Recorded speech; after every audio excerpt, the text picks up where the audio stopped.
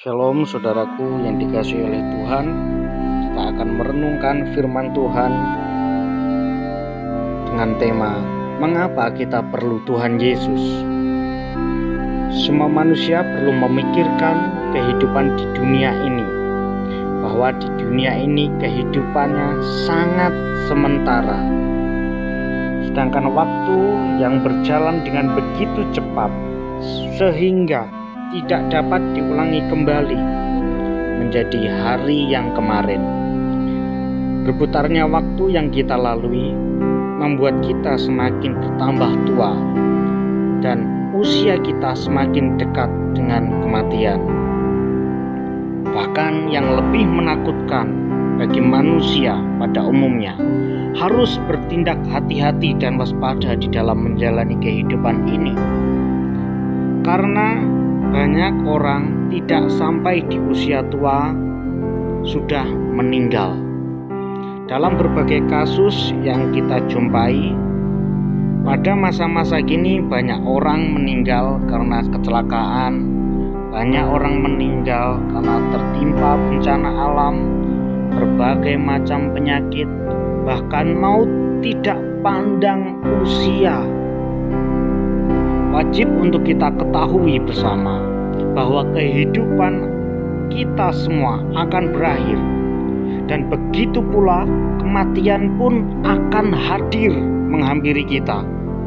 Lalu apakah yang akan terjadi pada kita? Apakah kita akan lenyap menjadi debu? Akankah kita hidup kembali untuk mengulang kehidupan di dunia ini? Apakah ada tempat yang kekal yang akan kita nikmati nanti? Konsep manusia yang sangat banyak yang ada di dunia ini membuat kita semakin bingung dan membuat kita semakin ragu dengan adanya kehidupan setelah kematian. Mengapa konsep manusia begitu banyak sehingga semua mencoba mencari jalan keluarnya masing-masing supaya selamat untuk meraih hidup yang akan datang. Mungkin banyak juga yang masih beranggapan bahwa setelah kematian kita tidak tahu apa-apa karena kita sudah mati, jadi kita tidak tahu apa-apa. Dan ada pula manusia yang mencari jalannya sendiri untuk menjadi orang yang bisa dilihat baik melalui perbuatannya, supaya Tuhan melihat perbuatannya, supaya dapat memperoleh kehidupan yang akan datang. Bagi orang Kristen, kenapa perlu Yesus? Pertanyaan ini merupakan suatu pintu yang sangat terbuka lebar untuk para pengikut Kristus memberitakan firman Tuhan, bahwa manusia yang berdosa sangat memerlukan Tuhan Yesus menjadi Tuhan dan Juru Selamat atas hidupnya, karena Yesus adalah penebus dosa. Semua manusia telah berbuat dosa di dalam Roma 3 ayat 23. Namun jika dikatakan bahwa kita manusia yang berdosa, kita mungkin akan marah dan jengkel. Kita mungkin tidak suka dikatakan sebagai manusia yang berdosa. Kita tidak pernah mencuri kok. Kita tidak pernah menipu. Bahkan kita tidak pernah menghina orang lain. Dan kita pun hidup dengan tertib menjalankan ajaran agama yang ada di dalam kehidupan kita sehari-hari. Bahkan orang Kristen sangat kalah dengan kehidupan yang kita taati di dalam iman kami. Mungkin banyak orang yang beranggapan demikian. Lalu mengapakah dikatakan semua manusia berdosa? Apakah tujuan Paulus menulis surat kepada jemaat di Roma sudah setara dengan Tuhan? Bahkan akan muncul banyak pertanyaan yang akan menghampiri ajaran iman Kristen tersebut. Sebagai pengikut Kristus, kita harus menyadari dirinya terlebih dahulu bahwa kita adalah orang yang berdosa di hadapan Tuhan. Inilah yang harus dijawab oleh manusia, bahwa manusia perlu Tuhan Yesus. Di dalam Roma 3 ayat 23 sampai yang ke-24, karena semua orang telah berbuat dosa dan telah kehilangan kemuliaan Allah, dan oleh kasih karunia telah dibenarkan dengan cuma-cuma karena penebusan dalam Kristus Yesus.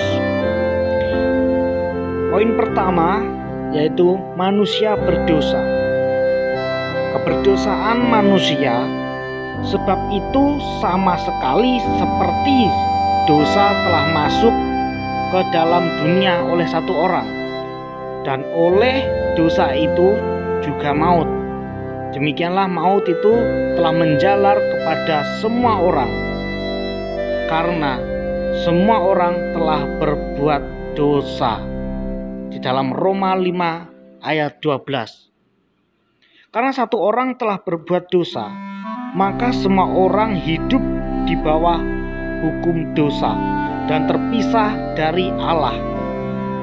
Itulah sebabnya manusia perlu Tuhan Yesus untuk menjadi penyelamat atas penebus dosa. Manusia tidak mengakui dirinya berdosa, bukanlah manusia yang dipilih oleh Allah.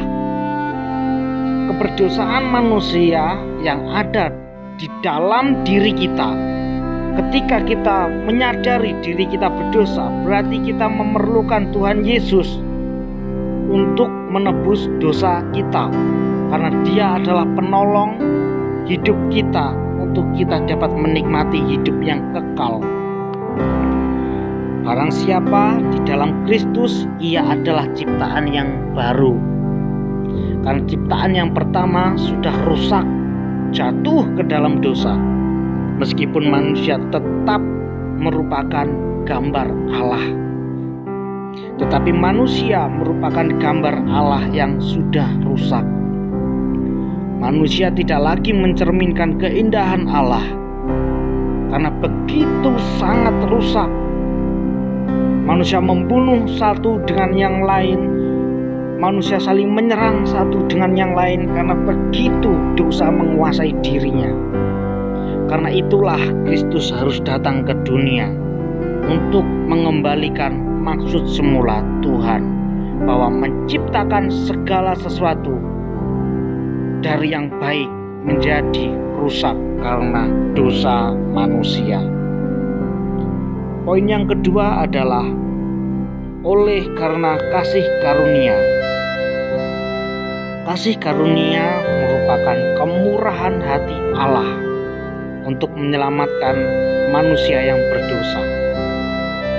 Manusia tidak akan dapat menyelamatkan dirinya sendiri dari lumpur dosa.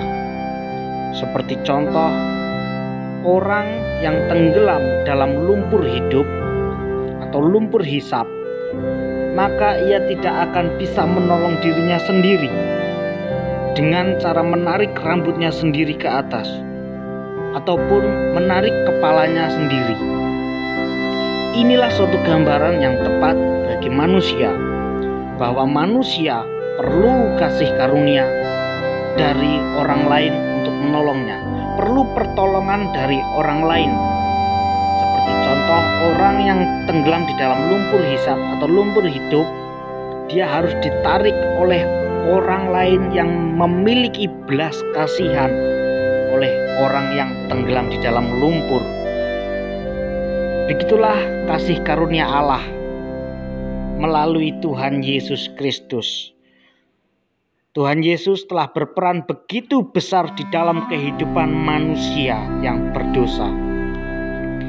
Kita diselamatkan karena kasih karunia yang gratis, tetapi bukan yang gratisan, karena murah ataupun kemurahan karya Tuhan Yesus Kristus itu.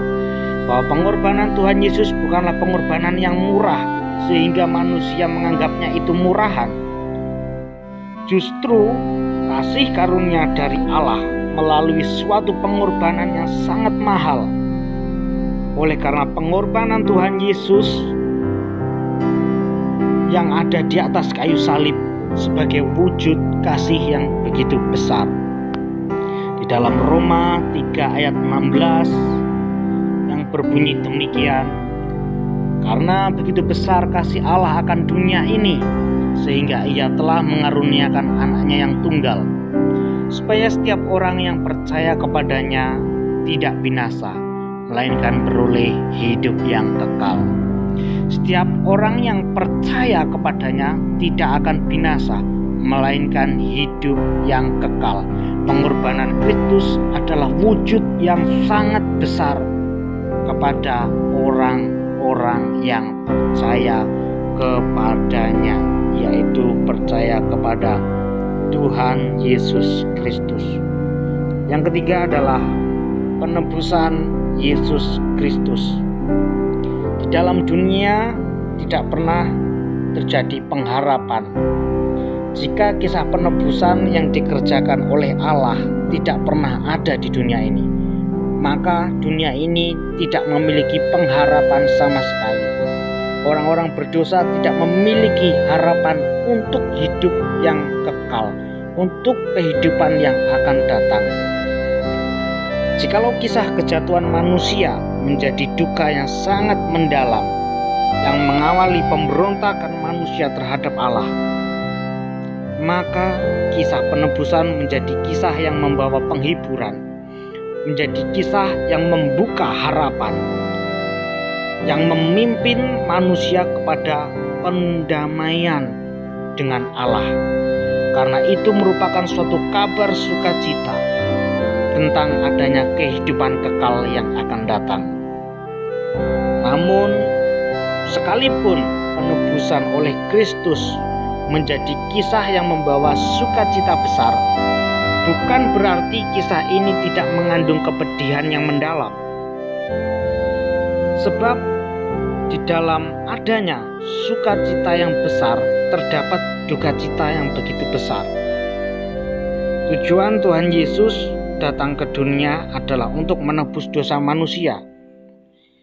Yesus telah membayar lunas semuanya dosa kita melalui pengorbanannya.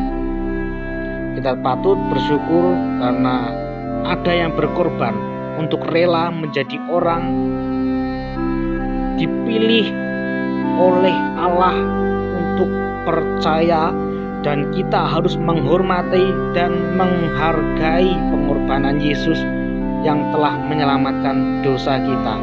Sekali lagi, kita patut bersyukur karena Tuhan Yesus telah berkorban, Ia rela hanya untuk menebus orang-orang yang percaya kepadanya untuk diselamatkan. Tujuan Yesus datang ke dunia adalah untuk mati, untuk menebus dosa kita. Itu adalah tujuan Tuhan Yesus. Hal ini sangat berbeda dengan tujuan kita manusia yang terlahir ke dunia ini. Manusia terlahir di dunia ini tujuannya untuk hidup, sedangkan Tuhan Yesus datang ke dunia tujuannya untuk mati.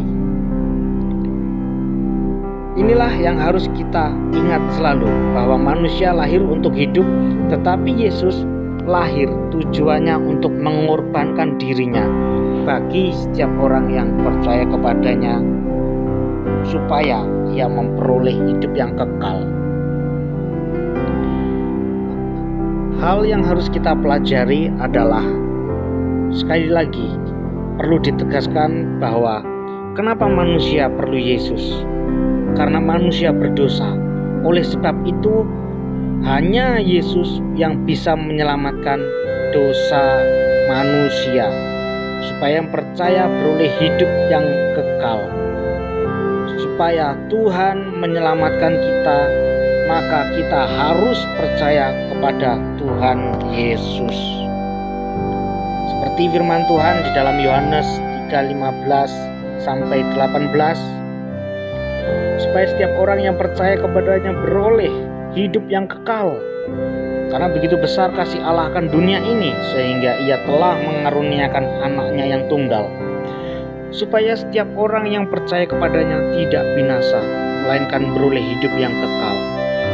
Sebab Allah mengutus anaknya ke dalam dunia, bukan untuk menghakimi dunia, melainkan untuk menyelamatkannya oleh Dia.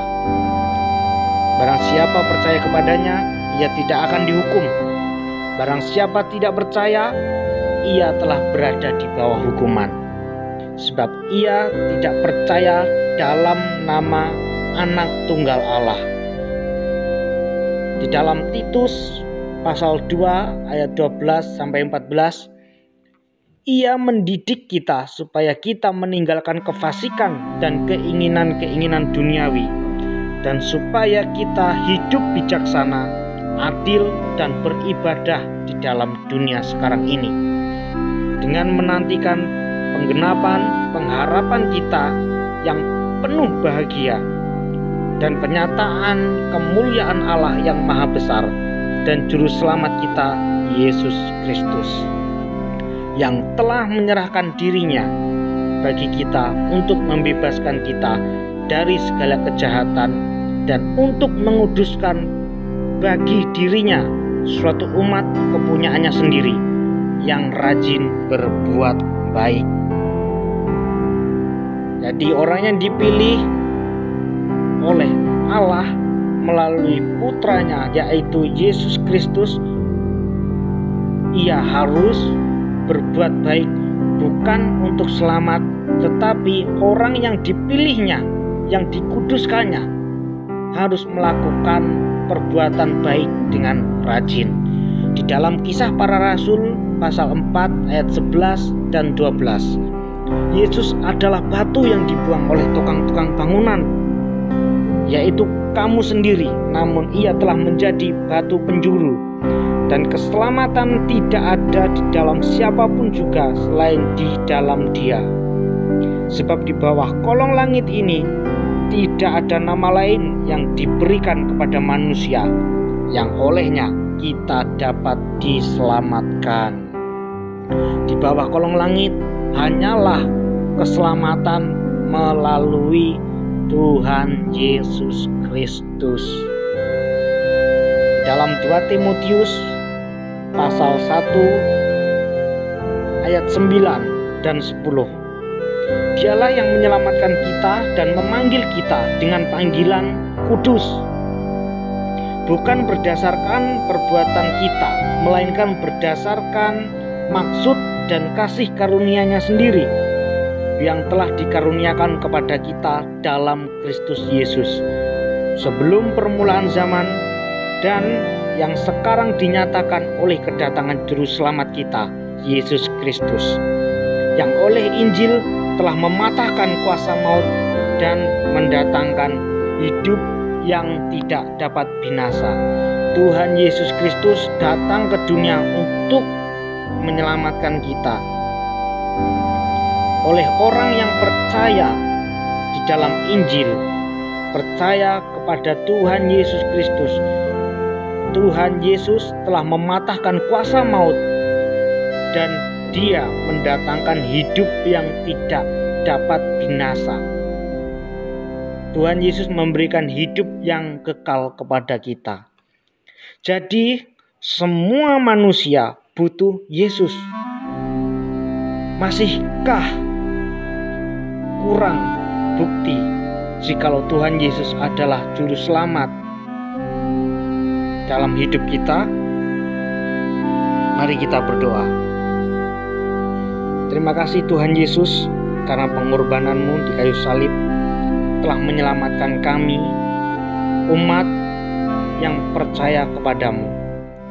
Kiranya kami mendapatkan berkat sukacita yang sangat melimpah di dalam hidup kami, karena keselamatan yang kami terima pada saat ini.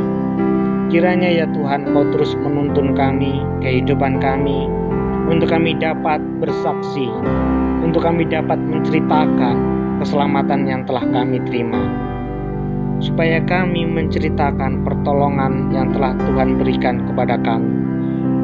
Anugerah keselamatan yang sangat luar biasa, bahwa Tuhan Yesus adalah Juru Selamat. Oleh sebab itu ya Tuhan, pakailah kami untuk menjadi alat pemberitaan Injil-Mu, bahwa semua manusia perlu Juru Selamat, yaitu Tuhan Yesus Kristus, untuk memperoleh hidup yang kekal. Segala ucapan syukur kami ucapkan demi nama Tuhan Yesus Kristus kami berdoa. Amin. Tuhan Yesus memberkati kita semua.